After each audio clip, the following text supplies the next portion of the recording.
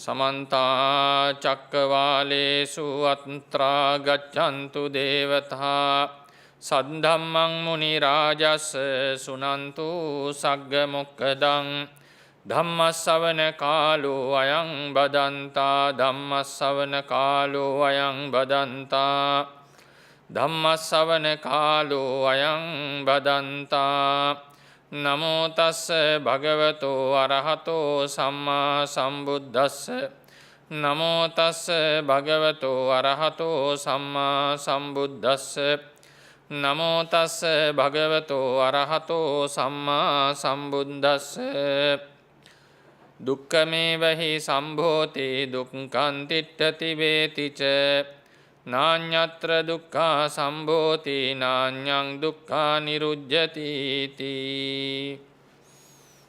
ශ්‍රද්ධාවන්ත පින්වතුනි, තුන් ලෝකාග්‍ර වූ භාග්‍යවත් අරිහත් සම්මා සම්බුදුරජාණන් වහන්සේ ලෝකයේහි පවතින ක්‍රමවේදය එහෙම නැත්නම් මේ සංසාර පැවැත්ම විස්තර කරන දේශනාවලදී සාමාන්‍ය ලෝක සත්වයා සාමාන්‍ය මිනිස්සු විවහාර කරන භාෂාවෙන් එතරට ගිහිල්ලා මේ ලෝක ස්වභාවය විවරණය කරන්නට යෙදුණා. අපි සාමාන්‍ය විවහාර කරන්නේ සත්වයෙක් ඉපදෙනවා කාලයක් ජීවත් වෙලා මිය යනවා කියලා. ඒ ලෝක විවහාරයේ පඤ්ඤත්ති විවහාරයේ ඉක්මවමින් තථාගතයන් වහන්සේගේ දේශනාව තමයි පංච උපාදානස්කන්ධයක් හටගන්නවා, පංච උපාදානස්කන්ධයක් පවතිනවා, ඒ පංච උපාදානස්කන්ධයක්ම නිරුද්ධ වෙනවා. එතකොට මේ පංච උපාදානස්කන්ධය කියලා කියන්නේ ධම්මචක්කප්පවත්තන සූත්‍රයේ හැටියට සංක්ෂේප වශයෙන් ගත්තොත් දුක්ඛාරය සත්‍යය. නිසා නොකිය කියන්නේ දුකක්ම හටගෙන දුකක්ම පැවතිලා දුකක්ම නිරුද්ධ වෙනවා කියන එක. ඒක තමයි මේ ගාථාවෙන් කියවුනේ. දුක්ඛමේවහි සම්භෝති දුක්ඛං තිට්ඨති වේතිච නාඤ්ඤත්‍ර දුක්ඛා සම්භෝති නාඤ්ඤං දුක්ඛා නිරුද්ධති. සත්වයක් ඉපදෙනවා, සත්වයේ ජීවත් වෙලා සත්වයක් මිය යනවා නෙවෙයි. දුක්ඛ ධර්ම සමූහයක් හටගෙන පැවතිලා නිරුද්ධ වෙනවා කියන එක තමයි බුද්ධ දේශනාව. නමුත් මේ දුක්ඛ පරම්පරාව ඒ මරණයෙන් කෙලවර වන්නේ නැහැ. හේතු නැති කල්හි නැවතත් පංච උපාදානස්කන්ධයක් හට ගන්නවා. ඒ පංච උපාදානස්කන්ධයක් හටගන්නේ ප්‍රධාන වශයෙන් කර්මය හේතු කරගෙන. ඒ භවයේදී තේ පංච උපාදානස්කන්ධය කාලයක් පැවතිලා නිරුද්ධ වෙලා යනවා. ඉතින් මේ විදිහට කර්ම තියෙන තාක්කල් සත්වයා සසර සැරිසරන්නට යෙදෙනවා. කර්ම තිබුණට කර්ම වලට තනියම මේ ප්‍රතිසන්දියක් එහෙම නැත්නම් භවයක් ඇති කරවන්නට බෑ. කර්ම වලට ආහාර තියෙන්නට ඕනේ. හේතු තියෙන්නට, උපකාරක ධර්ම තියෙන්නට ඕනේ. කර්මයන්ට නැවත ප්‍රතිසන්දි ලබා දීමට උපකාරක කරන ධර්ම වලට තමයි ක්ලේශ කියලා කියන්නේ. ප්‍රධාන වශයෙන් අවිද්‍යාවයි තෘෂ්ණාවයි. මේ කෙලෙස් ධර්ම දෙක නිසා නැවත නැවත කර්ම රැස් වෙනවා. අතීතයේ කරපු කර්ම වලට මතු ප්‍රතිසන්දි ලබා දීමේ හැකියාවක් ලැබෙනවා. මේ විදිහට තමයි සසර ගමන දිව යන්නේ. ඉතින් අද ධර්ම දේශනාව නන්දලාල් පෙරේරා සහ කල්යාණ මිතුරියන් විසින් තමයි සිද්ධ කරන්නේ, විශේෂ අරමුණක් මුල් කරගෙන.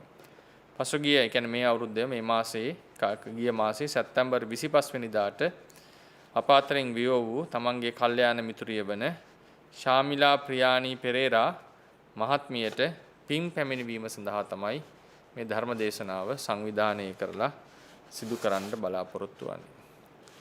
සාමාන්‍ය ලෝක සත්වය හැමෝටම පොදු දෙයක් තමයි මරණය. මේ පරලොව යන්නට යෙදුණු ඒ ශාමිලා මැතිනිය, ප්‍රියානි මැතිනිය ඉන්නා වූ තැනකින් තමන්ගේ කල්යාණ මිත්‍ර පිරිස එකතු වෙලා සිදු කරන මේ පින සාදු සාදු කියලා අනුමෝදන් වෙලා යම් හේකින් පින් බලාපොරොත්තු වන තැනක සිටීනම් පිනෙන් පිරියෙත්වා, සැපයටපත් වී තිබෙහෙනම් සැපයෙන් අභිවර්ධනයේ වී සසර වසනාතුරාවටම දීර්ඝායුෂ ජීවිත ලැබමින් කල්යාණ මිත්‍ර ආශ්‍රයෙහි පිහිටා සිට සුවසේම නිවනින් සැනසෙත්වා කියන හිත අපි ඉස්සලම ඇති කරගන්නට ඕනේ. ඒ වගේම ධර්මයේ දිතාලදී බොහෝ අයට උදව් උපකාර කළ කල්යාණ මිතුරියක් වන ශාමිලා සිටින තැනක සිට ඇය වෙනුවෙන් අප කරනා මේ සියලු කුසල් දකීවා දැනේවා දෝතින් ලබා දුන්නක් මෙන් අනුමෝදන් වී සුගති පරායන වේවා ඉක්මන් භවයකදී නිර්වාණ ධාතුව සාක්ෂාත් කර ගනිත්වා කියන අදහසෙන් තමයි මේ ධර්ම දේශනාව සිදු කරන්නේ. ඒ වගේම මේ වෙලාවේ දැඩි රෝහල්ගතව දැඩි සත්කාර ඒකකයේ ප්‍රතිකාර ලබන කල්යාණ මිතුරිය වන වෛද්‍ය නීතා දහනායක මහත්මියට ඉක්මන් සුවය ලැබීමටත් මේ දේශනාවෙන් කරන කුසලයෙන් බලාපොරොත්තු වෙනවා. ඉතින් ඒ ශාමිලා මැතිණිය ඉන්නා වූ තැනක සිට තමන්ගේ කල්යාණ මිත්‍ර පිරිස විසින් සංවිධානය කරලා කරවන්ට යෙදෙන මේ ධර්ම දේශනාමය ධර්ම ශ්‍රවණමය කුසලයන් සියල්ල අනුමෝදන් වීමෙන් ඇගේ භව ගමන සුවපත් වේවා. යම් හේකින් දැනගන්නට නොහැකි නම් දෙවියෝ හෝ ගොස් දැනුම් දේවා දෙත්වා එතුමියගේ පුණ්‍ය මහිමේ වැඩි කල්යාණ මිත්‍ර ආශ්‍රයෙහි සම්මා දිට්ඨිහි පිහිටා ඉක්මනින්ම භව කතරෙන් ඈතර වේවා කියන ප්‍රාර්ථනාවත් ඇති කරගෙන රෝගාතුරව සිටින වෛද්‍ය නීතා දහනායක මහත්මියටත් නිදුක් නිරෝගී සුව ලැබේවා කියන හිතත් අපි ඇති කරගමු. අවසාන වශයෙන් ධර්ම ශ්‍රවණය කරන හැම දිනාටම විවට්ට ගාමිනී කුශලයක් වේවා කියන හිතෙන් ධර්ම ශ්‍රවණයට සූදානම් වෙමු. ඉතින් බුදුරජාණන් වහන්සේ දේශනා කරන පරිද්දෙන් උපදින අවස්ථාවෙත් පහළවන්නේ උපාදානස්කන්ධ සමූහය. උපාදානස්කන්ධ කියලා කියන්නේ මේ නාම රූප දෙකට නමක්. මේ නාම රූප දෙක පංචස්කන්ධය නැත්නම් රූප වේදනා සංඥා සංඛාර විඥාන කියන මේ ධර්ම සමූහය ක්ලේශයන්ට අරමුණු වෙනවා. ක්ලේශයන් විසින් අල්ලා ගනු ලැබෙනවා. ඒ නිසා ඒ ධර්ම සමූහයට කියන උපාදානස්කන්ධ කියලා. ස්කන්ධ කියන්නේ සමූහ කියන එක. නාම රූප දෙක ගත්තම එතන තියෙන ස්කන්ධ පහම නාමයේ කියන කොටසේ තියෙනවා වේදනාව සංඥාව සංස්කාර විඥාන කියන ස්කන්ධ හතරත් රූපය කියන එක රූපස්කන්ධයත්. මේ කියන ස්කන්ධ පහේ එකමුතුවට තමයි අපි සත්වයා කියලා විවහාර කරන්නේ. ඒ පංච උපාදාන ස්කන්ධය අනේක විද දුක්ඛයන්ට භාජන වෙනවා. දුක්ඛයන්ට වස්තු වෙනවා. විශේෂයෙන්ම ජාති ජරා මරණයන්ට වස්තු වෙනවා. ව්‍යාධියට වස්තු වෙනවා. මොහොතක් පාසා බිඳෙන බැවින් නැවත නැවත සකස් කළ යුතු බැවින් ඇති කරව යුතු බැවින් නඩත්තු කරවිය යුතු බැවින් සංස්කරණ දුක්ඛයෙන් පෙළෙනවා. මේ පංච උපාදානස්කන්ධය නිසා කායික මානසික දුක් නැවත නැවත හට ගන්නවා. ඒ වගේම මේ කායික මානසික දුකුත් මේ ස්කන්ධයන්ට සංග්‍රහ වෙනවා. ඒ වගේම කොච්චර ආරක්ෂා කළත් අවසානයේදී විනාශ වෙනවා, මිය යනවා, කැඩෙලා බිඳිලා යනවා. ඒ නිසා මේ නාම රූප දෙක කියන එක පංච උපාදානස්කන්ධය කියන එක පරම දුක්ඛයක් ලෙස බුදුරජාණන් වහන්සේ අර්ථකථනය කරා. ඒකෙන් රූපස්කන්ධය කියලා කියන්නේ අපි මේට ඇහැට පේන, දකින්න පුළුවන්, ස්පර්ශ කරන්නට පුළුවන් කණ්ණාඩියක් ඉදිරියට රූපවාහිනිය කැටපතක් ඉදිරියට ගියාම අපිට පේන මේ කරජ කය සතර මහා ධාතුන්ගෙන් සෑදිච්ච එක අපි තව ක්‍රමයකට කරනවා කෙස්ලොම් නියදත් ආදී වූ ශරීර කොටස් වලින් සකස් වෙච්ච මේ කයඩ තමයි රූපස්කන්ධය කියලා කියන්නේ. ඒ රූපස්කන්ධයම එකක් පළවෙනි කරුණ තමයි මේ රූපස්කන්ධයේ මේ ශරීරයේ එකක් කියලා දෙයක් නෙවෙයි කොටස් ගොඩක එකතුවක්.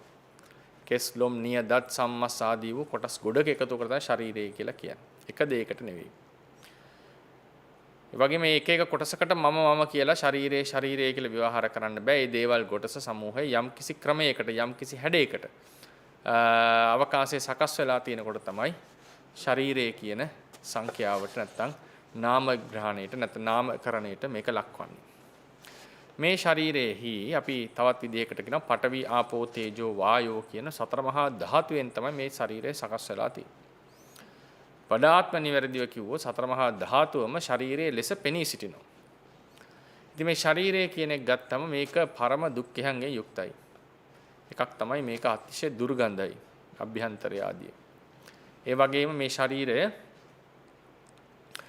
කිසිදු වටිනාකමක් ඒ කියන්නේ ගොඩාක් අර රන් රිදී මුතුමැණික් ආදී ලෙසට වටිනා දෙයක් ලෙස පවසන්නට තෑගි කරන්නට පුළුවන් දෙයක් නෙවෙයි.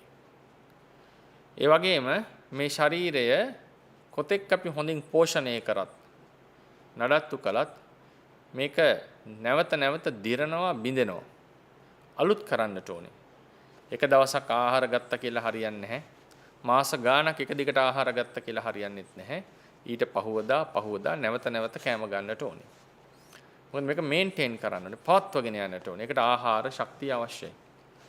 ඉතින් ආහාර ආදී හොයන්නට ගොඩාක් වෙහෙසෙන්නට ඕනේ. මිල මුදල් හොයන්නට ඕනේ. ඒකට රැකියා කරන්නට ඕනේ. ලැබෙන සල්ලි ඉතිරි කරගන්න ඕනේ. රක්ෂා කරගන්නට ඕනේ. මේ වගේ අනේක ප්‍රකාර දුක්ඛම් කටළු මැදෙහි තමයි මේ කය පවත්වාගෙන යන්නේ, පෝෂණය කරනු ලබන්නේ. ඒ නිසා ඒ වගේම මතක තියාගන්නට ඕනේ මේ කය සංස්කරණය කරනවා කියන එක නැවත නැවත සිද්ධ කරනවා. ආහාර ගැනීම එකක්. පිරිසුදු කිරීම තව එකක්. මොකද මේක ඍතුව සමනය කරන්නට ඕනේ. අධික උෂ්ණයක්, අධික රස්නයක් එන්න කලින් මේක අපි පැම් පහසු වෙලා මේක කූල් ඩවුන් කරගන්නට ඕනේ. එහෙම නැත්නම් මේක හරියට ක්‍රියාත්මක වන්නේ නැහැ. ඒ වගේම නිරෝගීව පවත්වා ගැනීම සඳහා ව්‍යායාම කරන්නට ඕනේ. යම් යම් ක්‍රියාවල නියැලෙන එක තැනක හිටියොත් එimhe ලෙඩ වෙනවා ශරීරය. මේ විදිහට කොච්චර විදිහට මේක පරිශීලනය කරත් ආරක්ෂා කරත් දවසක ලෙඩවීම අනිවාර්යයි. ඒකෙන් බේරෙන්න අමාරුයි. පුඩා හරි ඉඩක් අපිට හැදෙනවා. ඒ වගේම ජරාවට යන දිරන්න පටන් ගන්නවා.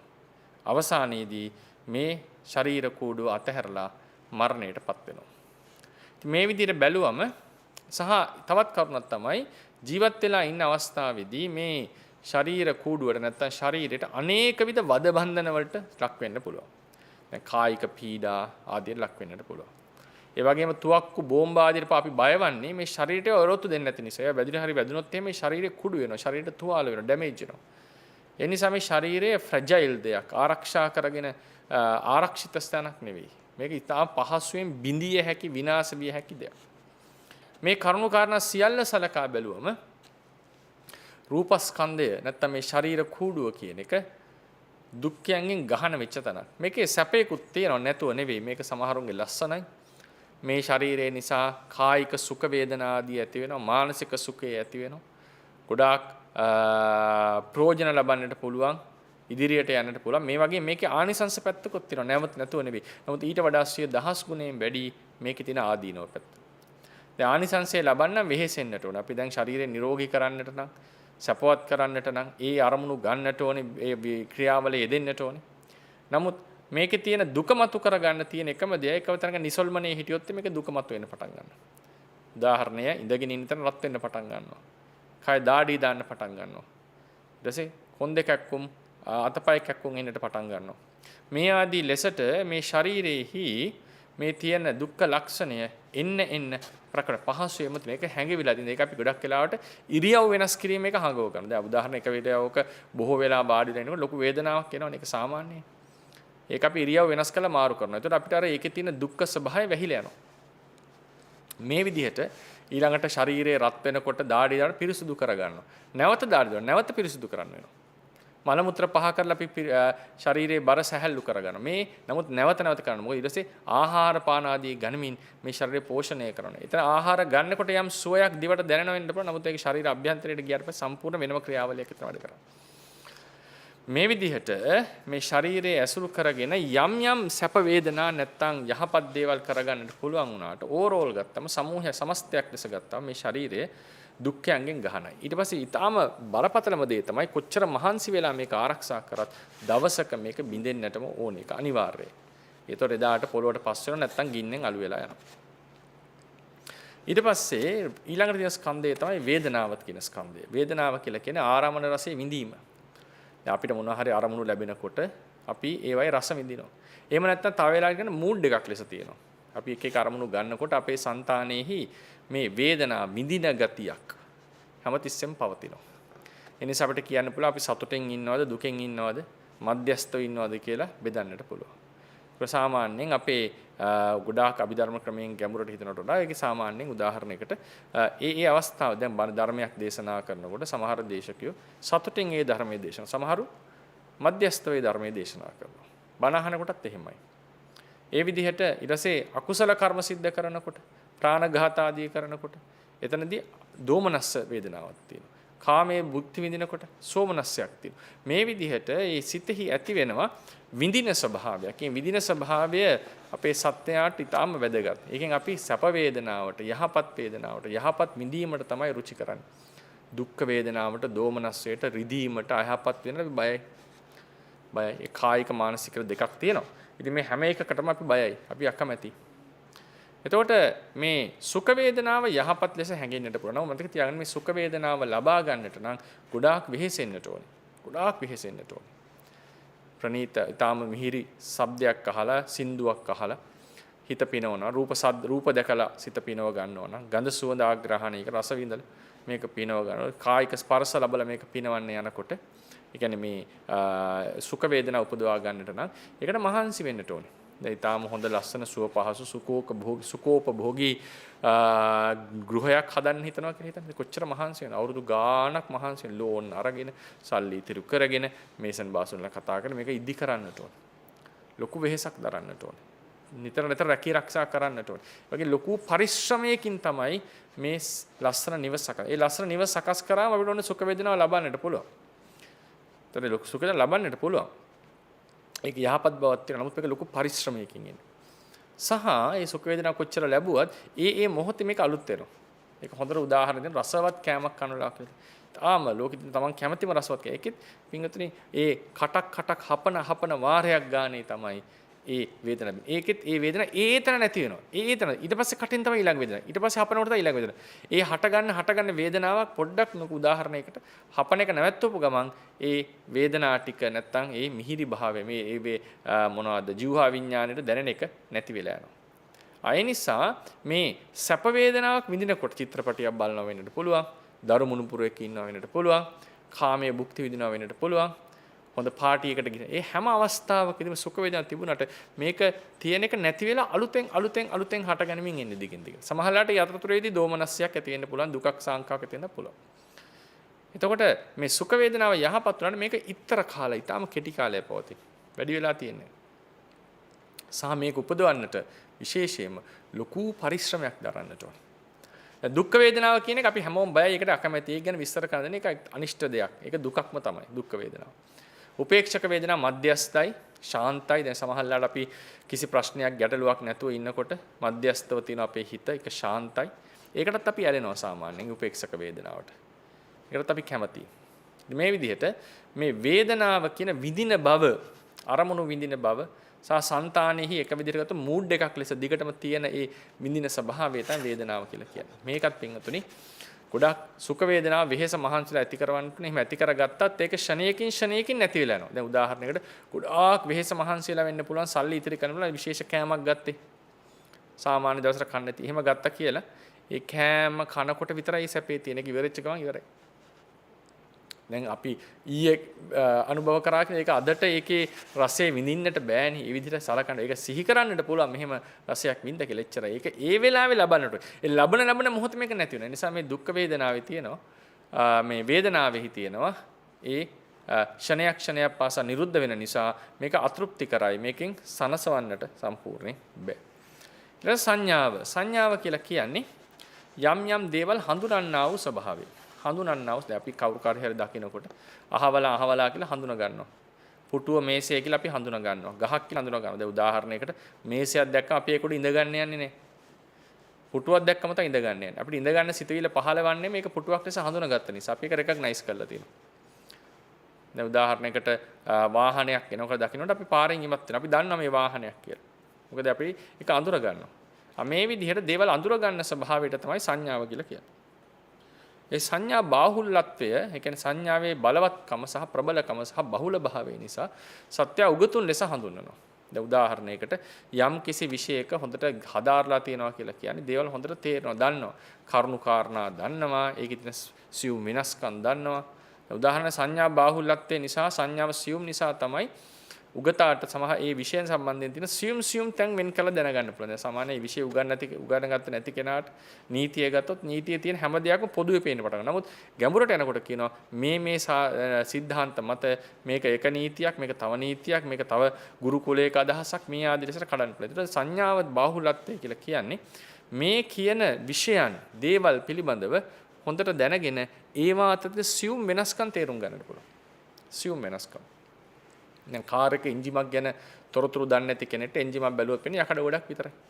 හරි යකඩ ගොඩක් ඒක. ගැන විචාර කියන්නට බෑ. නමුත් ඒ එන්ජිම හොඳට අධ්‍යයනය කරලා එහෙම නැත්නම් ඒක විශ්ලේෂණය කරපු කෙනාට, ඒක ඉගෙනගත්ත කෙනාට, ඒ මැකැනික්ට ඒ එන්ජිමේ තියෙන එක එක කොටස් වෙන වෙනම දකින්නට පුළුවන්. ඒකට කියතකි මේකෙන් මේ කොටස මේකෙන් මේ සිද්ධිය වෙන්නේ ආදී ලෙස වෙනවා. ඒතර මේ සංඥාව කියලා කියන්නේ අපි දේවල් දැනගෙන උගත් බවට පන්වන්නේ මේ සංඥා බාහුල්‍යත්වය, සංඥාව ගොඩනගා ගැනීම. ඒ ප්‍රඥාව තියෙනවනම් සංඥා පහසුවෙන් ගොඩනගා ගන්න පුළුවන්. ප්‍රඥාව තියෙන එකට කරුණු කාරණා විනිවිද පේන නිසා හොඳට හිතට දරාගෙන තේරුම් ගන්න පුළුවන්. සංඥාව කියන්නේ දේවල් හඳුනා ගන්න බව. හඳුනා ගන්නකොට එකක් අනෙකින් වෙන්කොට හඳුනා ගැනීම සිද්ධ වෙනවා. එතන සංඥාව. ඒ සංඥාව උපදව ගන්න ලේසි නෑ. හොඳ සංඥා සමූහයක් උපදවා ගන්නට නම් මහන්සි වෙන්නට ඕන. ඉගෙන ගන්නට පොත් කියවන්නට ඕන. සමහරවිට භාවනාදී කරන්නට ඕන. ලොකු පරිශ්‍රමයක් දරන්නට ඕන. ඒ ලොකු පරිශ්‍රමයකින් තමයි සංඥා බාහුල්‍යත්වය ලැබෙන්නේ. සංඥා බාහුල්‍යත්වය කියලා කියන්නේ බොහෝ සංඥා ලැබුවට පස්සේ ඒකේ තව තියෙනවා සාමාන්‍ය සත්වයා මානෙට බර වෙනවා. උගත්කම නෑ මම තමයි සේරම දන්නේ ආදී ලෙසට සලකන්නට පෙළඹෙනවා. ඒක තව එකක්. නමුත් කෙසේ වෙතත් ඒක ලබන්නට ඒ සංඥා ටික ලබන්නට ලොකු වෙහෙසක් දරන්න. එහෙම කොච්චර ලැබුවත් එයා මරණයේදී අමතක වෙනවා. ඊට පස්සේ සමහරවිට ජීවත් වෙලා ඉන්නකොට අමතක වෙනවා. නැති වෙනවා, නිරුද්ධ වෙනවා.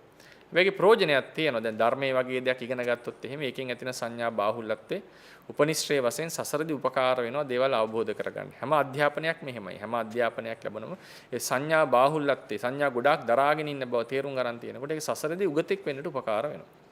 හැබැයි මේ සැප දුක් ලෙස ගත්තොත් එහෙම මේ සංඥාව දියුණු කරන එක ලෙහෙසි නෑ. ඒකට වෙහෙසෙන්නට. ඒකට ගොඩාක් මහන්සි වෙන්නට ඕනේ. ඒක හොඳට මුගත්කමට මහන්සි වෙන එකෙන් තේරුම් ගන්න. දැන් PhD එකක් ආචාර්ය උපාධියක් එහෙම ගන්න යනවා නම් ගොඩාක් මහන්සි වෙලා අධ්‍යයනය කරලා ඒක ලියන්නට ඕන. මහාචාර්යවරයෙක් කරනවා ගොඩාක් වෙහෙසෙන්නට ඕන. ඒතර ටයිටල් එක වෙන්නට ඕන. නමුත් ඒකෙන් බලාපොරොත්තු වෙන්නේ ටයිටල් එක හරහා එයා ගොඩාක් සංඥා තියෙන කෙනෙක්. දැන් ආචාර්ය උපාධියක් තියෙනවා නම් ධර්මයේ සම්බන්ධයෙන් ඒකෙන් ඕන විෂයක සම්බන්ධයෙන්. අපි හිතමු වෛද්‍ය විද්‍යාව ගැන වෙන්න පුළුවන් PhD එකක් තියෙනවා. නැත්නම් කෘෂි කර්මය වෙන්නට පුළුවන්. ඊට පස්සේ අභ්‍යවකාශය දැනගෙන වෙන්න පුළුවන්. මේ හැම එකක් ඇති PhD එකක් තියෙනවා කියන්නේ එයා ගොඩාක් කරුණු දන්නවා කියන එක. ධර්මයේ ගැන තියෙනවා එයා ගොඩාක් කරුණු දන්නවා කියන එක. ඒතර මේක ලබා ගන්න කොච්චර වෙහෙසක් දරන්නට ඕනේද? දැන් අධ්‍යාපනය ලැබනවා නම් අපේ සැප දයවල් ඊට පස්සේ අපේ ආසාවල් අතහැරලා ගොඩාක් මහන්සි වෙන්නට ඕනේ. වෙහෙසෙන්නට ඕනේ. මේ සංඥාව ගොඩනගා ගන්න ගොඩක් අමාරුයි. හැබැයි ඒ ගොඩනගා ගත්තත් ඒ සංඥාව ඒතන නිරුද්ධ වෙනවා. අපිට නැවත සිහි කරන්න පුළුවන් එක තියෙනවා. දැන් වේදනාවට වඩා වෙනස් සංඥාව. වේදනාව විනා ඒ අත්දැකීම අපිට ලබන්නට බෑ. ඒක ඒ වෙලාවෙම ලබන්නට ඕනේ. සිහි කරන්නට පුළුවන්. නමුත් ඒ ලැබිච්ච අත්දැකීම ඒ වෙලාව සිහි කරා කියලා ලැබෙන්නේ නැහැ. සංඥාව කියන එකේදී මතක් කරගන්නට පුළුවන් අපිට. අඳුර ගන්නට පුළුවන්. අඳුර ගන්නවා, සිහි කර ගන්නවා. ඒ නිසා මේ සංඥාව කියන එකෙන් නිරුද්ධ වෙලා ගියත් අපිට ප්‍රයෝජන ගොඩක් තියෙනවා. නැවත නැවත ඒ කියන්නේ එකම සංඥා මතු කර ගන්නව නෙවෙයි. නමුත් ඒ සංඥාවෙන් ඇතිවෙච්ච හුරුව නිසා අපිට දේවල් නැවත නැවත හඳුනා ගන්න පාඩම් කරපු දේවල් පවා ප්‍රයෝජනට එනවා. එක එක කතා කරනකොට, බණ කියනකොට, කරුණු කාරණා කියනකොට. ඒ නිසා සංඥාවේ අර කියපු ලක්ෂණේ මොකද්ද? ප්‍රයෝජන ගතිය තියෙනවා. නමුත් මේ සංඥාව උපදවන්නට ගොඩාක් වෙහෙසෙන්නට ඕනේ. ඒ සංඥාව ඇති කළ ගොඩාක් කෙලෙස් ඇති වෙන්නට පුළුවන් අනිත් එක. අවසානයේදී මේ සංඥාවන් කොච්චර ලැබුවත් මරණය වළක්වන්නට බෑ. මරණය වළක්වන්නට බෑ. දුකෙන් මිදෙන්නට බෑ. සංඥා ටික සම්පූර්ණයෙන් ගොඩගසා ගත්තත් සන්තුෂ්තිය වෙන්නේ නැහැ. ඒකත් මතක තියාගන්න. දැන් සංඥාව ඉගෙන ගන්නකොට හරි රසවත් උගත්කම කියන එක සමහරුන්ට ඒකේ වටිනාකම ලොකුවට තේරෙන්නේ. උගත් භාවයේ තියෙන කෙනාට මේ සංඥා ලැබෙන දේවල් ඉගෙන ගන්න බොහොම සතුටක් ඇති වෙනවා. යම් කිසි ක්‍රමයකට සන්තුෂ්ත බවකට කාමයට වගේ නෙවෙයි මේ අධ්‍යාපනය තුළින් යම් සම්තෘප්ත බවක් ඇති වෙනවා. ඒක ඉගෙන ගන්න අය උගත් අය ඒක දන්න දෙයක්. ඒ නිසා තමයි වුන් අර පොත්ගුල්ලෝ කියලාත් කියන්නේ ඒකට ඒ නිතරම පොත් අධ්‍යයනය කර දේවල් ඉගෙන ගැනීම තමයි වාසය කරන්නේ. හැබැයි ඒ සංඥාවන් ඉපදගත්තා කියලා පරිපූර්ණ සන්තුෂ්ත භාවයට යන්නේ නැහැ. මොකද එතනින් පංච උපාදානස්කන්ධය නැවත පහළ වීම වළකින්නේ නැහැ. ඒක උපකාර කරගන්න පුළුවන් ධර්ම මාර්ගයේ සංඥාව. නමුත් ඒ සංඥාවෙන් සන්තුෂ්ත භාවය ගෙන දෙන්නේ නැහැ. ඉතින් ඒක උපදවන්න ගොඩාක් මහන්සි වෙන්නට ඕනේ. මේ ජීවිතෙත් සමහර සංඥා මතක වෙලා යනවා. ඊට සසරදිත් ඒක යම් භවවලදී අමතක වෙනවා. සමහරුන්ට නම් ඒ හුරුවන් පිහිටන බවකුත් තියෙනවා. හරි කෙසේ වෙතත් මේ සංඥාවත් සැපයක් ලෙස බුදුරජාණන් වහන්සේ අර්ථකථනය කරලා නැහැ. විශේෂයෙන්ම ඒකට මිහන්සි වීමත් මොහොතක් පාසා එක නිරුද්ධ වීමත්. ඊළඟ තව වැදගත් තමයි මේ සංඥාව මම මාගේ කියලා අපි අල්ලගෙන ඉන්නවා. ඒ නිසා ඒකේ මොහොතක් පාසා වෙන නිරුද්ධ වීම දුකක් ලෙසත් දක්වලා තියෙනවා. ඊට සංස්කාරස්කන්ධය කියලා කියන්නේ යම් දේවල් සකස් කිරීමට උත්සාහවත් වීම. යම් දේවල් සකස් කිරීම උත්සාහය. ඒක චේතනා මුල් කරගත්ත ස්කන්ධ සමූහය. චෛතසික සමූහය. ඒකට කියනවා සංකත මබිසංකරෝත්ති සංඛාරා. දැන් උදාහරණයකට අපි මොනවා හරි මේසයක් හදනවා නම් ඒ මේසේ සංස්කරණය කරනවා අපි. මිටි වලින් අරගෙන ලී වලින් කපලා මිටි වලින් ගහලා එන යොදලා ඒක සකස් කරනවා අපි. ඒ වගේ මේ පංච උපාදානස්කන්ධය භවෙන් භවයට නැවත සකස් කරන්නේ චේතනාව නැති කර්මය විසින්. මේ භවයේදීත් අපි හිතමු ශරීරය මස් පිඩු වැඩ කරගන්න ඕනේ කියලා. ඒකට ව්‍යායාම කරන්නට එපා. නිරෝගීව තියාගන්න ඕනේ කියලා. ඒකටත් ව්‍යායාම කරන්නට එපා. ඊට පස්සේ හැඩ කරන්නට ඕනේ. ඒකට කොස්මෙටික් පාවිච්චි කරන්නට එපා. ගොඩක් දේවල් පරිස්සම් වෙන්නට එපා. සංඥාව දියුණු කරගන්න. ඒකට ඉගෙන ගන්නට එපා. බණ අහන්නට එපා. සැප විඳින්නට ඕනේ. එහෙනම් වේදනාවට සරල දේවල් හොයාගන්නට එපා. මේ විදිහට මේ රූප වේදනා සංඥා විඥාන කියන අනිත් සියලු ස්කන්ධයෝ සංස්කාර ස්කන්ධයේ දේවල් ඇතුළුව මේ සකස් කරන්නේ සංස්කාර ස්කන්ධය. ඒ කියන්නේ වික විදිහට ගත්තොත් එimhe කර්ම රැස් කරනවා. ඒ අභිධර්ම ක්‍රමයෙන් ගත්තම වේදනා සංඥා දෙකෙන් හැර සියලු චෛතසිකයෝ සංස්කාර ස්කන්ධයට යනවා. එනොත් එකෙන් ප්‍රධාන චේතනාව. මේ සංස්කාර ස්කන්ධයේ තියෙන මූලිකම චෛතසිකය චේතනාව. ඒ නිසා මේ චේතනාව විසින් දේවල් සකස් කරනවා. මේ ජීවිතයේ දේවල් පරලෝකයේ සඳහා මේ සකස් කිරීම කරනවා. ඒකට මහන්සිය ඒ උත්සාහය ප්‍රයෝගයට තමයි චේතනාව කියලා කියන්නේ. ඒක සංස්කරණය. එතන මේ සංස්කරණයේ තියෙනවා ඒකත් ගත්තාට පස්සේ ඒකට ගොඩාක් මහන්සි වෙන්න බෑ. ඒකට කවුරුත් එක සැපයක් කියන්නේ නැහැ සාමාන්‍යයෙන්. දැන් මොකක් හරි දෙයක් ජීවිතේ පවත්වා ගන්නට, නිරෝගී වෙන්නට, දැන් මහන්සි වෙන දුවන්නට ඕනේ. ආහාර අඩු කරගන්නට ඕනේ. නොඑක් දේවල් කරන්නට තියෙනවා. ඒ ක්‍රියාත්මක වීම, වෙහෙසෙන්නට වීමක් තියෙනවා. ඒක තමයි සංස්කරණ දුක්ඛය කියලා කියන්නේ.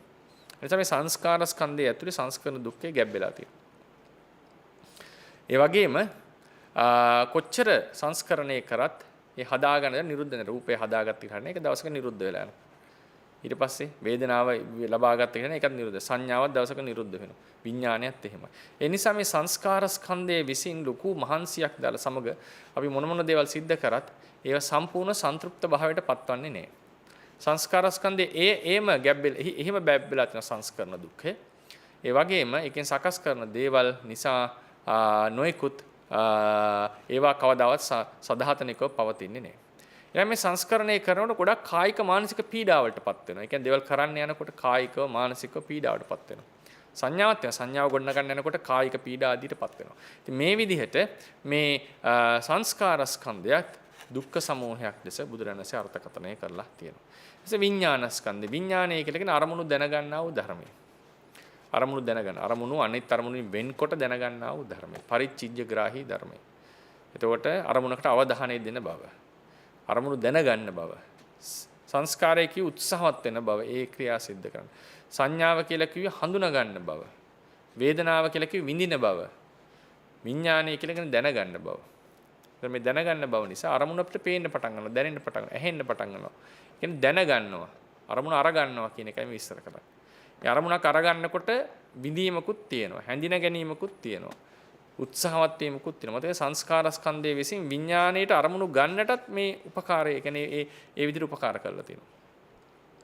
එතකොට මේ විඥාන ස්කන්ධය නිසා තමයි අරමුණු අපිට ගෝචර වෙන්නේ. අපේ පරාසය අපිට පේන්න, දැනෙන්න පටන් ගන්න. ඒක ඇස් අරගෙන ඉඳීම විතරක් නෙවෙයි. ඒ හැමතිස්සෙම අරමුණක් අරගැනීමෙන් පහළ වෙන්නේ විඥාන ස්කන්ධය. මේ විඥාන ස්කන්ධයත් අපි සාමාන්‍යයෙන් මම දකිනවා, මම අහනවා කියලා අපි අල්ලගෙන. නමුත් ඒවා ඒ මොහොතේ නිරුද්ධ වෙනවා. ඒ මොහොතේ නිරුද්ධ වෙනවා. අපි ඒ ගැන වැඩි කල්පනා නොකලත් මමයයි සලකන මේ ධර්ම සමූහයේ Nirodhe දුකක්. ඒ මොහොතේ නැති වෙලා යනවා.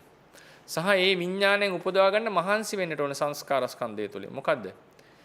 චක්කු හොඳ රූප සීන රූප දකින්නට ඕන නම් හොඳ චක්කු විඥාන උපදවා ගන්නට ඕන. හොඳ සද්ද අහන්න ඕන නම් සෝත විඥාන උපදවා ගන්නට ඕන. ඒකට මහන්සි වෙන්න. ඒ අරමුණු අරන් දෙන්න ඕන හිතට. නැතුව උදාහරණ විඥාණයට විතරක් තනියම එකපාර කොහිවත් තැනක රූපයක් අරගෙන මේ සතුට වෙන්නට නැත්තම් ඒ සැපේ ලබා දෙන්නට බෑ. ඒ නිසා මේ විඥාන පහල කරවා ගන්නට අදාළ අරමුණු සහි ගනිමින් විඥාන පහල කරවා ගන්නට වෙහෙසෙන්නට ඕනේ. එම් වෙහෙසුණත් ඒ අරමුණු අරගෙන විඥාන නිරුද්ධ වෙනවා. නිරුද්ධ නැති වෙලා යනවා.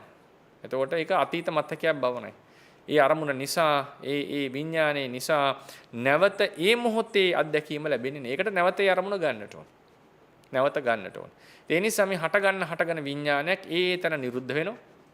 ඒ වගේම ඒවා උපදවා ගැනීම සඳහා නැවත වෙහෙසෙන. ඒ කියන්නේ අදාළ විඥානේ කොහොමවත් උපදිනවා. අපි උත්සාහ වුණත් නැතත් විඥාන, වේදනා, සංඥා ආදී උපදිනවා. අපිට වැදගත් වෙන්නේ ඒ අදාළ විඥානේ උපදව ගන්න. ඒ කියන්නේ හොඳ රූපයක් දකින්නට ඕන. හොඳ සද්දයක් අහන්නට ඕනේ. රසවත් ගන්ධය, රසයක් රස විඳින්නට ඕනේ. මිහිරි ගන්ධයක් ආග්‍රහණය කරන්නට ඕනේ. හොඳ ස්පර්ශයක් ලබන්න, හොඳ සිතිවිලි හිතා, හොඳ අරමුණු දැන හිතන්නට ඕනේ. මේ විදිහට ඒ විඥාණයට හොඳ විඥාන ආදී උපදවා ගන්නට මහන්සි වෙන්නට ඕනේ. ඒ නිසා විඥාන ස්කන්ධයත් මේ සංස්කරණ දුක්ඛය හා බැඳිලා තියෙනවා. සහ ඒක ලබන්න යනකොට කායික දුක් ආදී ලැබෙනවා. කායික දුක් ආදී විඳින්නට සිද්ධ වෙනවා. ඉතින් ඒ වගේම අවසානයේදී කොච්චරත් මේ අරමුණ ගන්න මරණයේදී මේක සිඳෙනවා. නැවත අලුත් ජීවිතයකදී අලුත් කර්මයක් නිසා අලුත් විඥාන පරම්පරාවකට අලුත් විඥානක මේ පරම්පරාවට සම්බන්ධය තියාගෙන විඥාන පරම්පරාව දිගින් දිගට යනවා අලුත් සිතක් හටගෙන. ඒක පරම්පරාව වශයෙන් දිගින් දිගට යනවා. ඒ නිසා විඥාන ස්කන්ධයත් ඊ අදාළ විඥාන හොඳ විඥාන උපදවා ගන්නට වෙහෙසෙන නිසා ඒ වෙහෙස කර දෙන නිසා ඒ වෙහෙසනකොට කායික මානසික පීඩාවන්ට ප්‍රාප්ත වෙන නිසා මේක දුක්ඛය ලෙස දක්වනවා. ඒ නිසා මේ රූප වේදනා සංඥා සංස්කාර විඥාන කියන මේ අපිට ලැබෙන අපි දකින අපි ස්පර්ශ කරන රූපය අපි විඳින වේදනාව හඳුනා ගැනීම සිදු කරන සංඥාව ඒ වගේම උත්සාහවත් වෙන බව කියන චේතනාව ඒ වගේම මේකත් එක්ක පහළන තව හැඟීම් ලෝභ ද්වේෂ ආදී ආලෝභ ද්වේෂ ආදී සති ප්‍රඥා ආදී මේ සියල්ල සංස්කරණ ස්කන්ධයක බැඳිලා තියෙන්නේ. ඒ වගේම අරමුණු දැනගන්නවා අරමුණු ගන්නවා අරමුණු එක්ස්පීරියන්ස් කරනවා කියන විඥානේ මේ පහේම ඉපදෙලා බිඳිනවා. ඒ මොහොතේ නැති වෙනවා. ඒ නිසා මේක අල්ලගෙන හිටියට හරියන්නේ නැහැ. සහ ඒවා සකස් කරන්නට කායික මානසික වෙහෙසට પ્રાપ્ત වෙනවා. ඒවත් විඥානත් ඒවත් ස්කන්ධ තමයි පහළ වෙන්නේ. ස්කන්ධ තමයි එකට යෙදෙන්නේ.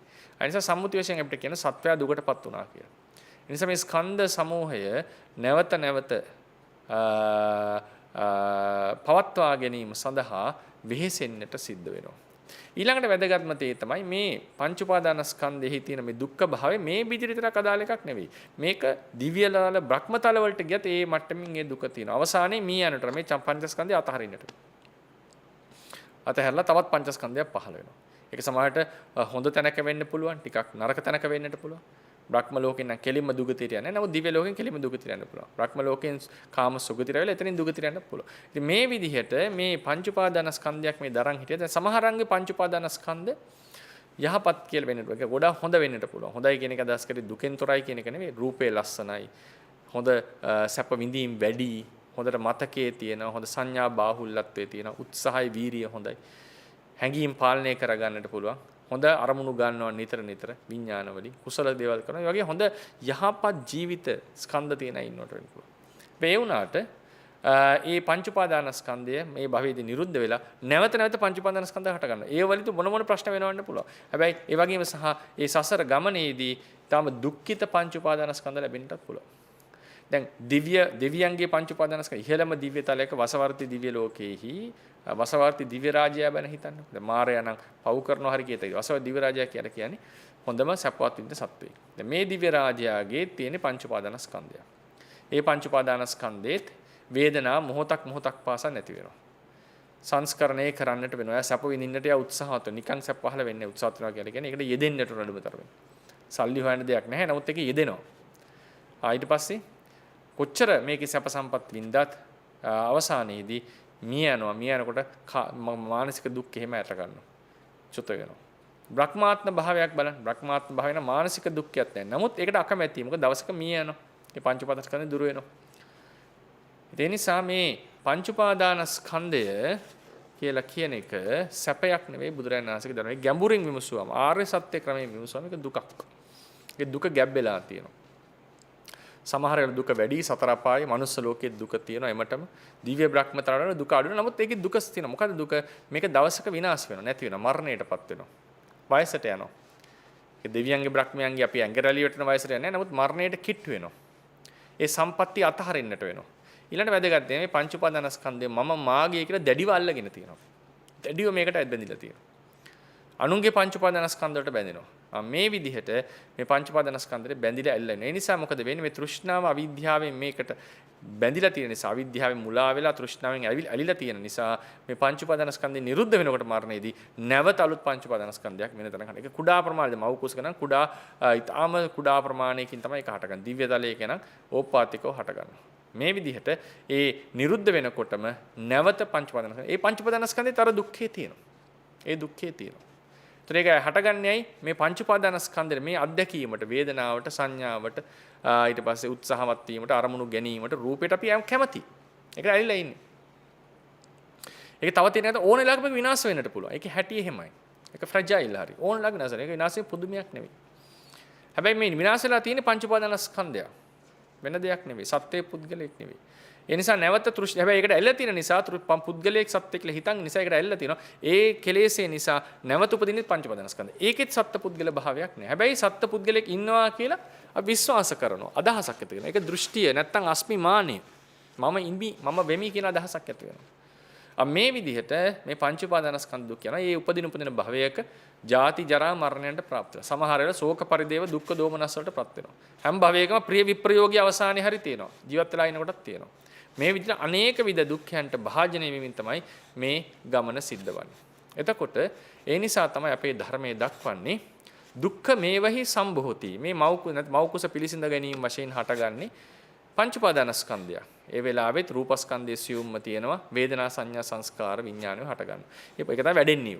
එතනත් පංච උපාදානස්කන්ධයක් හටගන්නේ. දෙවියෙක් වෙලා ඉපදුණා ඒකත් පංච උපාදානස්කන්ධ. බ්‍රහ්මේටුත් එහෙමයි. තිරිසන් සතත් එහෙමයි. ඊට පස්සේ නිරේත් එහෙමයි. මේ හැමතැනම පංච උපාදානස්කන්ධයක් හටගෙන. ඒ නිසා පංච උපාදානස්කන්ධය අර කියපු දුක්ඛයන්ගෙන් යුක්ත නිසා ඒ මොහොතේ දුක කියනකොට ඒ මොහොතේ කායික දුක්ඛය දැනෙන්නට ඕනේ නැහැ. අනාගතේ ඒක දුකටපත් වෙන හැටි, ඒක දියුණු වෙලා විනාශ වෙන හැටි, ඒකට පහර වැදිය හැකි බව, ඒකේ තියෙන අනාරක්ෂිත බව මේ සියල්ලම තමයි මේ දුක්ඛය කියලා අරන් තියෙන්නේ. එහෙම නැත්නම් මේ කායික මානසික දුක ඇති වෙනවම කියන එක නෙවෙයි. ඒකම නෙවෙයි. ඒක නැවත නැවත පෝෂණය කරන්න වෙහෙසෙන්නට වෙන බව. ඒ නිසා මේක දුක්ඛ සමූහය. දුක්ඛ මේවහි සම්භෝති. හට ගන්නවා නම් භවයේ කලුතෙන් දුක්ඛයක්මයි හටගන්නේ. දුක්ඛං තිට්ඨති දුක්ඛක්මයි පවත්වන්නේ අපි. මේන්ටේන් කරන්නේ දුක්ඛයක්මයි වෙන එකක් නෙවෙයි. මේ සැප පහසුව ලබා දෙමින් අලංකාර කරමින් ඊට පස්සේ සිසිල් කරමින් අවශ්‍යයට රත් කරමින් මේක එසේ කාමයන් සන්තරපණය කරමින් පංචකාමයේ භුක්ති විඳිමින් මේ කරන්නේ පංච උපාදානස්කන්ධේ මේන්ටේන් කරනවා. රූපේ විතරක් නෙවෙයි අපිට හිතෙන රූපේ නෑ වේදනාවත් එහෙමයි. මොකද ඒ ආසාවල් සන්තුෂ්ත කරන්නට ඕනේ. ඒ වේදනාව වේදනාස්කන්ධයට අවශ්‍ය දේවල් දෙන්නට ඕනේ අපි. වේදනාව උපදවන්නට ඕනේ. නැත්නම් පංච උපාදානස්කන්ධයට ඒක පරිපූර්ණ. පරිපූර්ණ නැහැ කියන්නේ ඒක ඒ ජීවිතයේ සන්තුෂ්තමත් නෑ. කාම භෝගී සත්වයට. සංඥාවන් උපදවන්නට ඕනේ. හඳින ගන්නට කුඩා කාලේ අපි ඉගෙන ගන්නට ඕනේ. එතකොට ඒක පරිපූර්ණ භාවයට පත්වන්නේ. උත්සාහත් වෙන්නට ඕනේ. විඥානේ අරමුණු ගන්න. ඒකේ තියෙන එක වෙනස්කම් නිසා ගුණාත්මක භාවය අඩු වැඩි පංච උපාදානස්කන්ධ තියෙනවා. නමුත් එහෙම තිබුණාට මේ සියල්ලෙහිම අර මොහොතින් මොහොත බිඳෙන නිසා ඒ දුක්ඛය අන්තර්ගතයි. නැවත නැවත ආහාර අනුභව කරමින් ශරීරය පෝෂණය කරන්න ඕන බව, නැවත නැවත සැප වේදනා උපදවන්න මහන්සි වෙන බව, සංඥා උපදවන්න මහන්සි වෙන බව, හැඟීම් පාලනය කරගන්න බැරුව කෙලෙස් හට ගන්න බව, පීඩා ඇති වෙන බව, අරමුණු ගන්නට හොඳ අරමුණු ගන්න වෙහෙසෙන බව මේ සියල්ල මේකේ ගැබ් වෙලා තියෙනවා. ඒ වෙහෙස තියෙනවා. ඒ මහන්සියෙන් තමයි ඒ උත්සාහත් එක තමයි මේ කියන්නේ. හැබැයි කොච්චර එහෙම කරත් මොහොතක් පාසා මේක නැති වෙලා ඒ මොහොතේ ලබන සැපේ අත්දැකීම් සියල්ලම අතීතයට යනවා. අවසානයේදී කොච්චර ආරක්ෂා කරත් මේක නිරුද්ධ වෙන නිසා මේක පවත්වීම දුක්ඛං තිට්ඨති දුකත් තමයි පවතින්නේ. පවතින්නේ දුකක්. දුක්ඛං තිට්ඨති වේතිච දුරවන්නේ දුකක්මයි. නැති වෙන්නේ පංච උපාදානස්කන්ධය. නාඤ්ඤත්‍ර දුක්ඛා සම්භෝති දුකෙන් අන්‍ය වූ දෙයක් හට ගන්නවනේ මතක තියෙන පංච උපාදානස්කන්ධයෙන් අන්‍ය වූ දෙයක් හට ගන්නවනේ පුද්ගලයෙක් හටගන්නේ නැහැ පංච උපාදානස්කන්ධයම හටගන්නේ නාඤ්ඤත්‍ර දුක්ඛා සම්භෝති දුකෙන් අන්‍ය වූ දෙයක් නෙවෙයි හටගන්නේ නාඤ්ඤං දුක්ඛා නිරුද්ධති දුකෙන් අන්‍ය වූ සත්වයක් මැරෙනවත් නෙවෙයි සත්වයක් ජීවත් වෙනවත් නෙවෙයි පංච උපාදානස්කන්ධයක්මයි පදේ පංච උපාදානස්කන්ධේ දුක්ඛයක් ඒ කියන්නේ සංකිට්ඨේන පංච උපාදානස්කන්ධා දුක්ඛා කියන එක විස්තර කරේද කෙටියෙන් එතකොට ඒ විදිහට ඒ දුකක්ම ඉපදිලා දුකක්ම පැවතිලා දුකක්ම තමයි නිරුද්ධ වන්නේ. හැබැයි ඒ දුක්ඛයට ඇලිලා තියෙනවා අපි තෘෂ්ණාවෙන් අවිද්‍යාව. තෘෂ්ණාවෙන් ඇලිලා තියෙනවා. අවිද්‍යාවෙන් මුලා වෙලා තියෙන එක අවබෝධ කරගන්න. ඒ නිසා තෘෂ්ණාවෙන් ඇලිලා තියෙනවා. ඒ නිසා මේ පංච උපාදානස්කන්ධේ සන්තරපණය කරන්න අපි නොයෙකුත් කර්ම සිද්ධ කරනවා. කර්ම සිද්ධ කරනවා. මෙලොව සැප පිණිස, පරලොව සැප පිණිස කරනවා. පුනර්භව විශ්වාස කරන්නේ නැද්ද කියන එක අදාළ නැහැ. සහ ඊළඟ එක තමයි මේ අවිද්‍යාවෙන් මේ පංච උපාදානස්කන්ධ මුලා වෙලා තියෙන නිසා සහ තෘෂ්ණාවෙන් ඇල්ලලා තියෙන නිසා අපි කරන සෑම ක්‍රියාවකම මතු අනාගතෙහි විපාක ප්‍රතිසන්දි ලබා දීමේ උත්සාහයක් තියෙනවා. සමහර ඒවා ප්‍රතිසන්දි ලබා දෙන සුදුසුකමට පත් වෙනවා සමහර ඒවා නුසුදුසු වෙනවා. ප්‍රවෘත්ති විපාක විතරක් දෙනවා. මේ විදිහට මේ ඒ චේතනාව අපි කරන කර්ම රැස් වෙනවා අපේ సంతානය තුළ කර්ම ශක්තිය ඉතිරි වෙනවා නිදානගත වෙනවා. ඒ නිසා මොකද වෙන්නේ? මේ පංච උපාදානස්කන්ධ නිරුද්ධ වෙනකොට අතීතේ පුරාණ කර්මයක් ඉදිරිපත් වෙනවා. මොකද ආසාව තාම තියෙනවා. මේකට ඇලිලා තියෙන මේක යන්නට කැමති. ඒකට හේතුව මුලාව. ඒ නිසා මොකද වෙන්නේ? කර්මයක් ඉදිරිපත් වෙලා නැවත ප්‍රතිසන්දියක් ගන්න පංච උපාදානස්කන්ධය පහළ වෙනවා. ඒ නිසා දුක්ඛං තිට්ඨති වේතිච දුක නිරුද්ධ වුණාට නැවත ආපහු දුක්ඛ මේවහි සම්භූතව තනක දුක හට ගන්නවා. දුකක පහළ වීමක් සිද්ධ වෙනවා. එතකොට නිවන් දකින්නවා කියලා කියන්නේ වෙන මොකක්වත් නෙවෙයි. අර අවිද්‍යාව තෘෂ්ණා දෙක නිසානේ මේ හටගන්නේ. නැවත නැවත මැරිලා, මැරෙන තැන උපදින්නේ. ඒතරේ අවිද්‍යාව තෘෂ්ණා දෙක නැසනවා. එතකොට පුරාණ කර්මයට ප්‍රතිසන්දිය දෙන්නට බෑ. ප්‍රතිසන්දිය දෙන්නට බෑ. ඒකෙන් වැද නසන්න වෙන්නේ අවිද්‍යාව. මොකද තෘෂ්ණාව නසන්න බෑ අවිද්‍යාව. මොකද තෘෂ්ණාව හටගන්නේ ඇලීම හටගන්නේ නොදැනුවත්කම නිසා. නොදැනුවත්කම මූල හේතුව. නොදැනුවත්කමට විරුද්ධව අන්න ප්‍රඥාව දියුණු කරනවා. අන්න සත්‍ය අවබෝධය කරන පංච උපාදානස්කන්ධේ තතු අවබෝධ කරගෙන ඒ අවබෝධයේ පරතරයට අරගෙන යනවා. උපදින්නට නිමිත පංච උපාදානස්කන්ධත් තේරුම් අරගන්නවා. කවුද කින්න මන්ද වෙන්නේ කියන තේරුම් ගන්න උපදින්නෙත් පංච උපාදානස්කන්ධ දුකක් කියලා තේරුම් අරගෙන ඒ දුකේ මිදීම බලාපොරොත්තු වෙන මේකේ තියෙන සංස්කාර ධර්මයෝ විදර්ශනා කරන අවබෝධ කරගන්නවා. ඒතර එක වෙලාවක අවිද්‍යාව දුර වෙලා යනවා. දුර වෙනකොට තෘෂ්ණාවට ඉඩ නැහැ. ඇයි මේකේ දුක පරිපූර්ණ තේරුම් අරගෙන ඒක තමයි පරිඥා කෘත්‍ය කියලා. පරිඥා කෘත්‍ය සම්පූර්ණ කරනවා. මේකේ තියෙන සැබෑ ලක්ෂණ අනිත්‍ය බව, දුක්ඛ බව, අනාත්ම බව තේරුම් අරගෙන මේ පංච උපාදානස්කන්ධයේ කෙරෙහි කලකිරීම ඇති කරගෙන ඒකේ කෙරෙහි අවිද්‍යාව දුරු කරනවා. ඒකත් එක්ක විරාගය ඇති වෙනවා. ඒ කියන්නේ තෘෂ්ණාව නැති වෙනවා. අවිද්‍යාව තෘෂ්ණා දෙක නැති වෙනකොට පුරාණ කර්මයන්ට මතු ප්‍රතිසන්දි දෙන්න ලැබෙන්නේ නැහැ. පුරාණ කර්මයෙන් ඇති කරවන්නේ තවත් පංච උපාදානස්කන්ධයනේ. එහෙනම් ඒ උපදින්නට නියමිත පංච උපාදානස්කන්ධෙන් උපදී යනවා. ඒක තමයි දුක්ඛ නිරෝධය කියන්නේ. මොකද උපදින්නේ දුකක්මනේ. උපදින්නේ පංච උපාදානස්කන්ධයෙන් උපදින්න තිබුණේ දැන් මේ වෙලාවේ හැටියට ඊළඟට පංච උපාදානස්කන්ධෙන් උපදින්න තියෙනවනේ අපේ අවිද්‍යාව තෘෂ්ණා දෙක තියෙන නිසා. ඒ නිසා මේ අවිද්‍යාව තෘෂ්ණා ගලවනකොට උපදින්නට නියමිත දුක්ඛය නැත්තම් පංච උපාදානස්කන්ධය තමයි උපදියන්නේ. ඒක දුක්ඛයාගේ නිරෝධයක්. නිරෝධය කියන්නේ නැතිවීමක්. උපදින්න කලින්ම නැති වෙලා යනවා. දැන් උදාහරණයකට ගහක මල් පිපිලා ගෙඩි හට ගන්නවා කලින් කරට හැම වර්ෂෙම. ඒතර දැන් මල් හට ගන්න කලින්ම නැත්තම් මල් හටගෙන තියෙනකොට නැත්තම් මල් හට ගන්න කලින්ම අපි ඒ ගහට විස කටු ගහලා ඒකේ මල් හට ගැනීමේ හැකියාව නැති කරන බීජ ඇති කරන හැකියාව නැති කරලා දානවා. ඒ තියෙන මොකක්ද තියෙනවා නම් ක්වොලිටි එකක් මොනවා හරි හැකියාවක් සාන්ද්‍රණයක් හෝ මොනවා හරි රසායනික දෙයක් ඒක නැති කරලා දානවා අපි. කටු ඇනලා. ඒක නැති කරාට පස්සේ මල් විදින්නේ ගෙඩි හටගන්නේ. ඒතර කටු ඇනලා නැති කරේ ඒ හටගත් හැකි සාන්ද්‍රය අපි දුරු කරනකොට අන්න හටගන්න තිබිච්ච මල් ගෙඩි ටික සියල්ලම නිරුද්ධ වුණා කියලා කියනවා. උපදින්න කලින්ම නැති වෙලා යනවා. ඒක පෙන්වන්නට බෑ අහවල් දෙය කියලා. උපදින්නට තිබිච්ච දේවල් නැති වෙලා යනවා. ඒ වගේ ඒකට කියනවා දුක්ඛ නිරෝධය කියලා. ඒ අවස්ථාව තමයි නිර්වාණ ධාතුව. ඒ කියන්නේ උපමාවට ගත්තම ගහේ නිර්වාණයක් නැහැ. ඒ නැති බව උපදින්න නැති බව. ඒ වගේ මේ අවිද්‍යාව තෘෂ්ණා දෙක දුරු කරලා කර්මයට අවකාශ නැති කරාම උපදින්නට නියමිත ස්කන්ධයන්ගේ නිරෝධයක් සිද්ධ වෙනවා. ඒක තමයි දුක්ඛ නිරෝධය කියලා කියන්නේ. ඒ නිසා ඒ දුක්ඛ නිරෝධය තමයි නිර්වාණ ධාතුව. ඒකටපත් වෙන්න තමයි මේ කටයුතු කරන්නට ඕනේ. ඒ නිසා විශේෂයෙන් අද දවසේදී මේ හත් දවසේ ධර්ම දේශනාවේදී සිහිපත් කරගන්නට ඕනේ ඥාතීන් ඉන්නව වෙන්නට පුළුවන්, හිත මිත්‍රයෝ ඉන්නවට වෙන්නට පුළුවන්. බොහොම සමීපත්වම ඉන්නවයි. ඒක අපි කල්පනා කරන්නට ඕනේ. මේ දුකක් ශෝකයක් හිත තුළ තියෙන වෙන්න පුළුවන්. නමුත් මේ දුකක්ම ඒ කියන්නේ පංච උපාදානස්කන්ධයක් හටගෙන පංච උපාදානස්කන්ධයක් පැතිරලා පංච උපාදානස්කන්ධය නිරුද්ධ වුණේ. ඒක අපිටත් පොදුයි. මේ බණ කියන අපිටත් එහෙමයි. මේ දවසක මිය යනවා. දවසක නැති වෙනවා. බණ අහන අයත් එහෙමයි. ඒ නැති වෙන්නේ සත්වයේ පුද්ගලෙක් නෙවෙයි. පංච උපාදානස්කන්ධය. ඉතින් ඒක අපි කියමනට කිව්වට අපේ අභ්‍යන්තරයේ තියෙන මම තමයි බණ කියන්නේ, මම තමයි බණ අහන්නේ, මම තමයි ජීවත් වෙන්නේ කියලා හැඟීමක්. ඒක තමයි දුරු කරගන්නට ඕනේ. ඒ විශ්වාසය තමයි දුරු කරන්නේ. ඒක වැඩි විශ්වාසයක් අපිට තියෙනවා. ඒ තරම් විශ්වාසයක් අපිට තව නැහැ. මම ඉන්නවා කියන එකම තමයි ලොකුම විශ්වාසය අපිට තියෙන්නේ. තාම දැඩි ලෙස අපි ඒක බැසගෙන ඉන්නවා. ඒක අල්ලගෙන ඉන්නවා. ඒක තමයි දුරු වෙන්නේ විදර්ශනා ඥානය වඩනකොට. සත්‍ය තේරෙන්න පටන් ගන්නකොට මමත්වයේ ටික ටික දුර වෙලා යනවා. ටික ටික දුර වෙලා නැති වෙලා යනවා. ඒක මාර්ග ඥානයේ සම්පූර්ණ භාවයටපත් වෙනවා. එහෙමනම් අපි තේරුම් ගන්නට ඕනේ මේ පංච උපාදානස්කන්ධයත් තමයි අපි මිත්‍රයා ලෙස අපි සැලකුවේ. ඥාතිවරයා ලෙස සැලකුවේ. බිරිඳ වෙලා හිටියනම් දුවක් හිට වෙලා ඉන්නවනම් අම්මා කෙනෙක් වෙලා කවුරුෙක් හිටියත් කවුරු හෝ ඒ මියගිය කෙනා මොනම ගුරුවරියක් හෝ කාර්යාලයක වැඩ කරන ඒ කවුරු මිත්‍රයෙක් ඕනම තැනක හිටියනම් මේ පංච උපාදානස්කන්ධයත් තිබිලා තියෙනවා. ඒක අපිටත් පොදුයි. අපිත් මේ පංච උපාදාන අපේ දරුවෝ නියදමාපුම හැමෝම පංච උපාදානස්කන්ධ. ඒකේ විතර හෙන්න පුළුවන් මේ කවුද මම කියලා දකින්න ඒක විස්තර කරන වෙනම දේශනාවක්. ඒකේ රූපය බෙදලා ගියොත් මම හොයන්නට බෑ. නාමයත් අංශ එක එක කොටසට ගියොත් එහෙනම් මම හොයන්නට බෑ. තියෙන නාම රූප ධර්ම දෙකක් විතරයි. ඒක පැහැදිලියම තරකේම පවප්පු කරන්න පුළුවන් සිද්ධාන්තයක් තමයි මෙතන සත්වයේ පුද්ගලෙක් නැහැ කියන එක.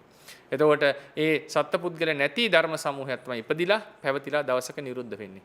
තෘෂ්ණාව සහිතව මිය යනකොට නැවත තවත් පංච උපාදාන ස්කන්ධයක් හට ගන්නවා. මේකටම සම්බන්ධව හැබැයි නචසෝ නචඤ්ඤෝ එකම කෙනා කියන්නේ මොකද කෙනෙක් නැහැ ඇත්තටම පංච උපාදානස් මේ භවයෙන් භවයට උපදින්නට.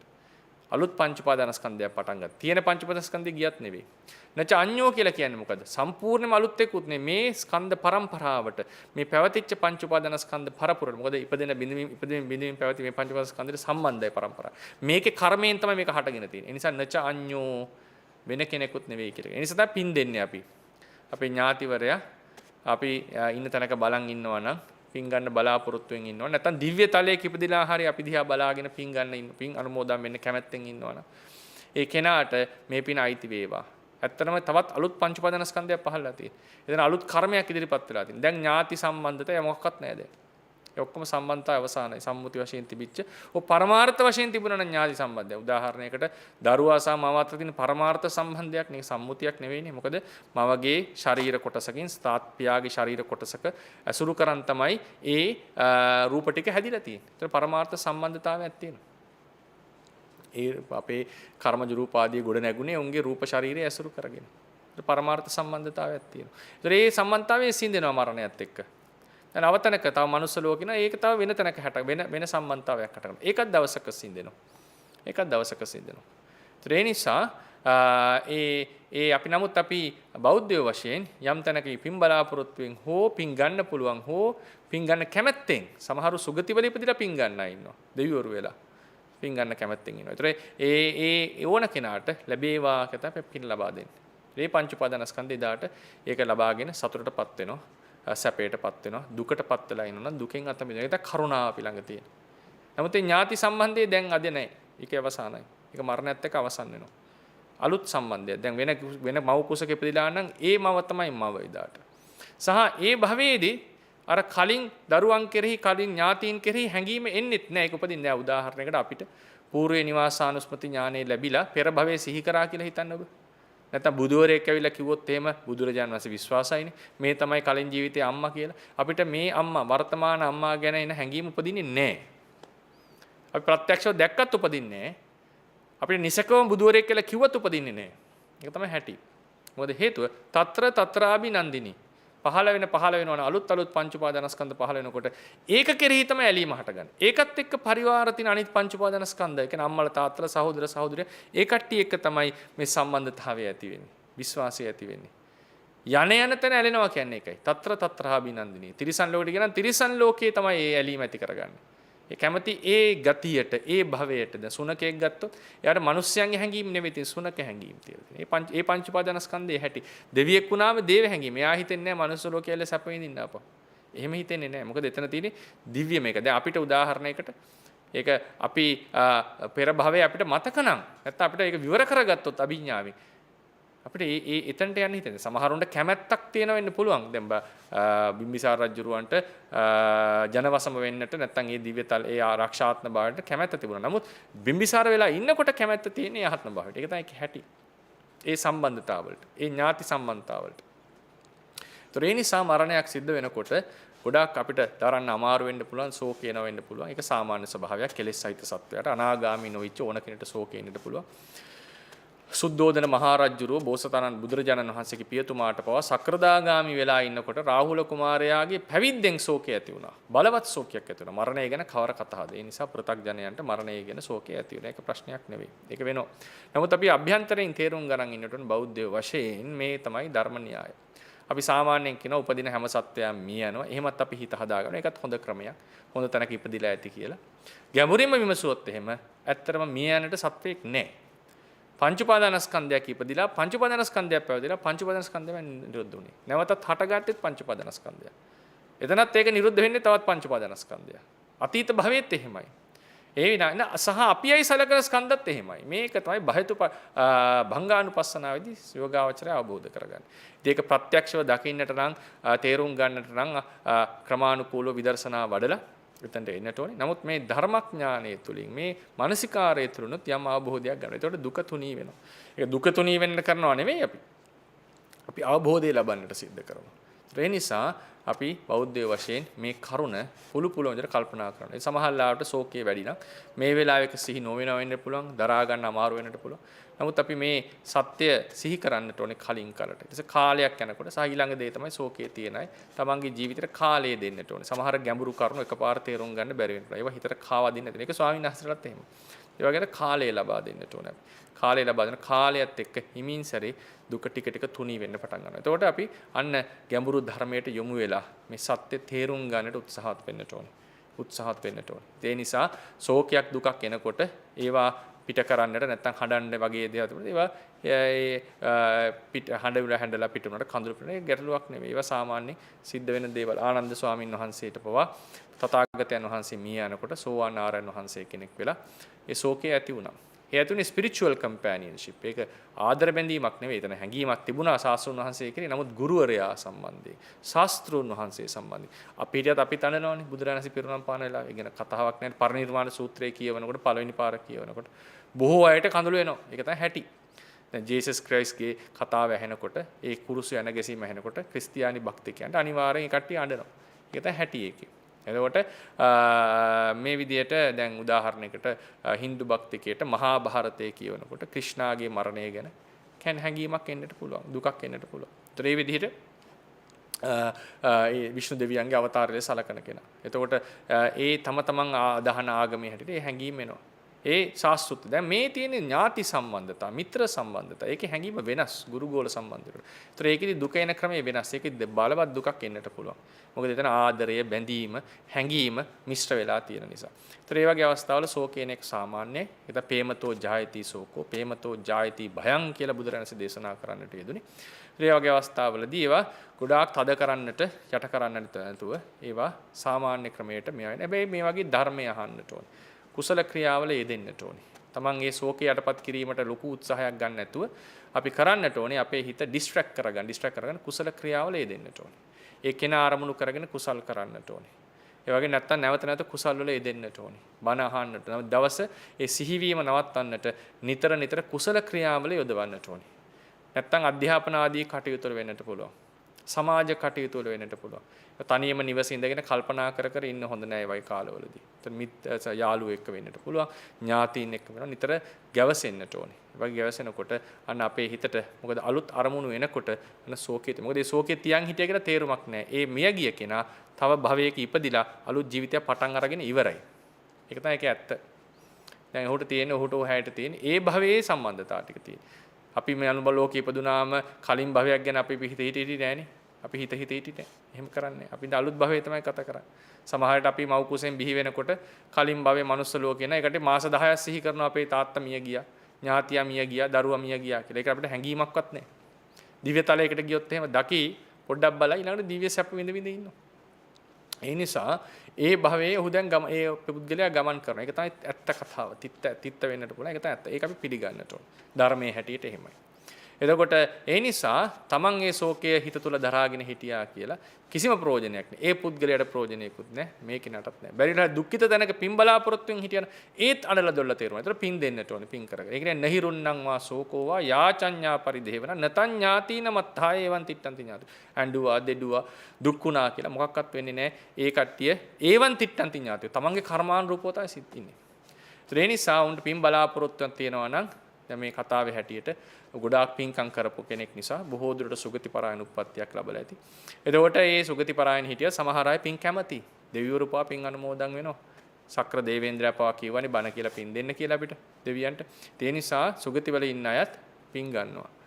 දුක්ඛිත බාත්මක භාවයක හිට ප්‍රේත පරදත්තුප ජීවිතත්වයක හිට පින් ගන්න පුළුවන්. පිනිපාතක අසුරයෙක් වුණත් පින් ගන්නට පුළුවන්.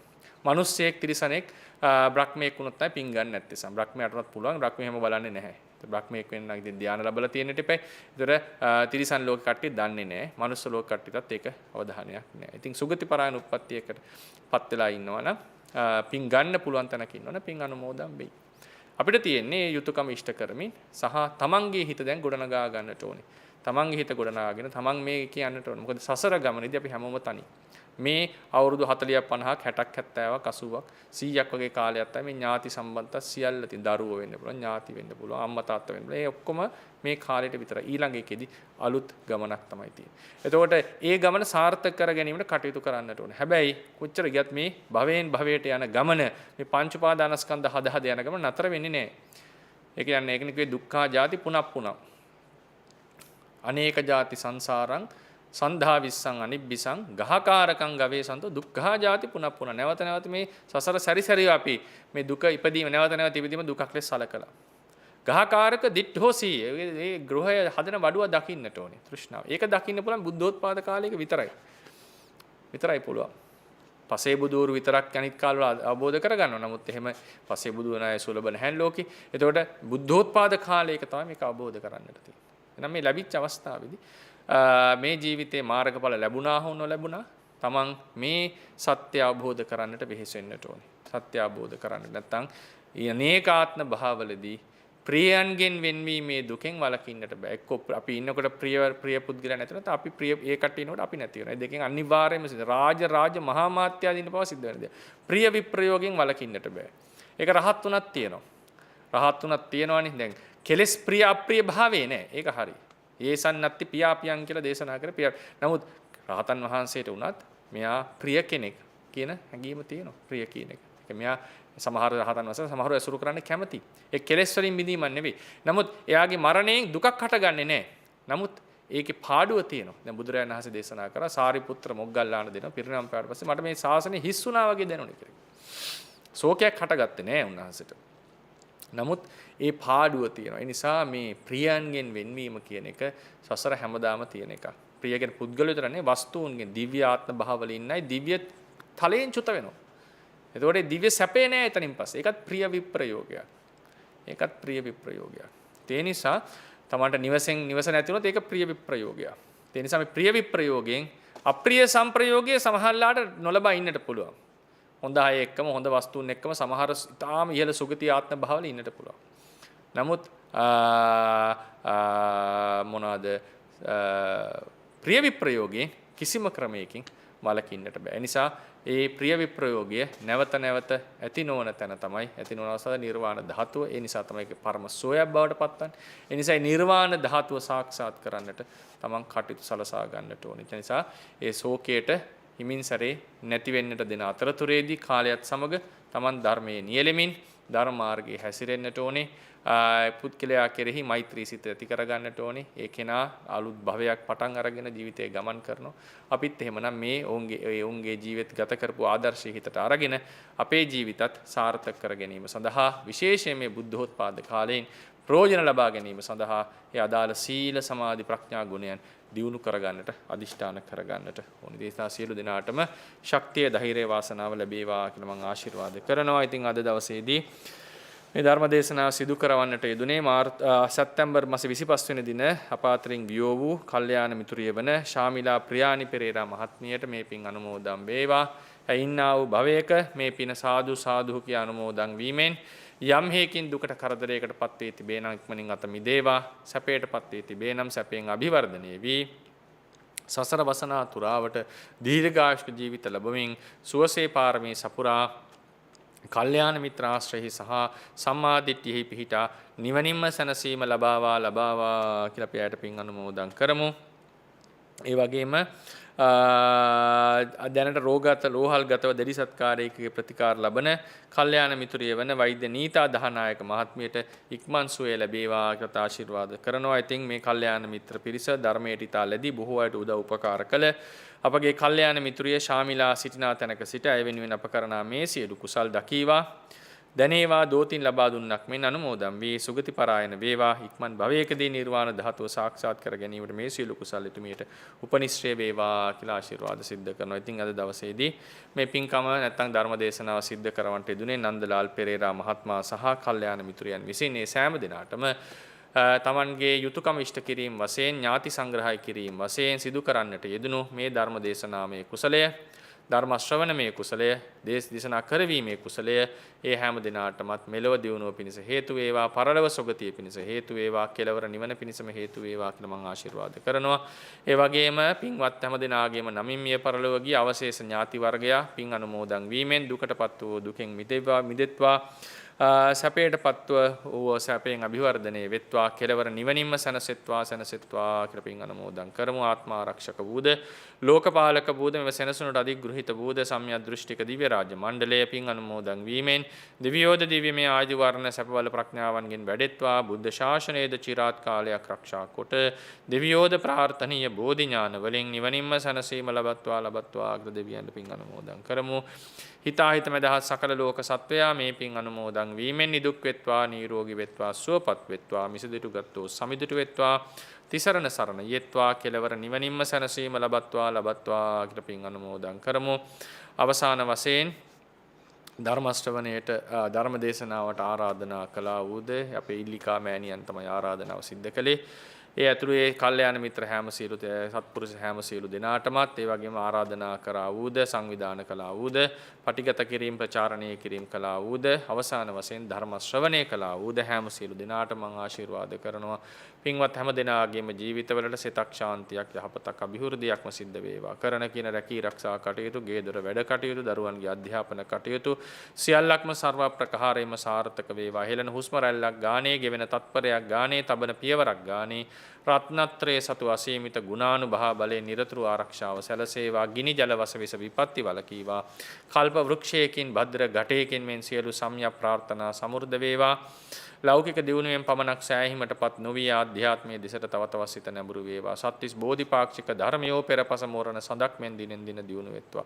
උපනුපන්න ආත්ම භාවයන්හිදී දෙවි මිනිස් ආදී සුගති සම්පත් වින්දනය කරමින් ප්‍රතිරූපදේශ වාසය ත්‍රි හේතුක ප්‍රතිසන්ධිය ජාති ස්මරණ ඥානයේ සම්මා දිට්ඨිය සහ කල්යාණ මිත්‍ර ආශ්‍රය ඇතු උපත ලබා සුවසේ පාරමී සපුරා බුදුපසේ බුදුමහරහතන් වහන්සේලා නිවී සැනසී පැමිණවදාළ ශාන්ති ලක්ෂණ නිර්වාණ ධාතුවෙන්ම සැනසෙන්නට මේ සියලු කුසලයෝ හේතු වේවා, වාසනාව වේවා කියන ප්‍රාර්ථනා පිහිටුවාගෙන දෙවියන්ට ඥාතීන්ට පින් දෙමු.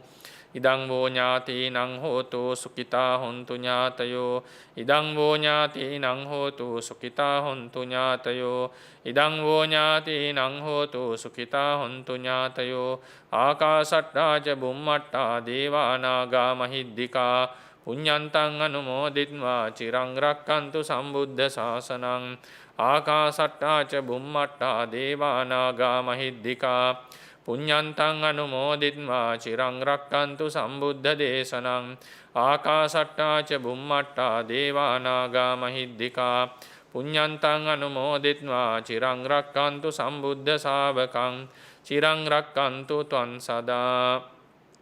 ඉමිනා පුඤ්ඤ කම්මේන මාමේ බාල සමාගමෝ සතං සමාගමෝ හෝතු යාව නිබ්බානපත්තියා.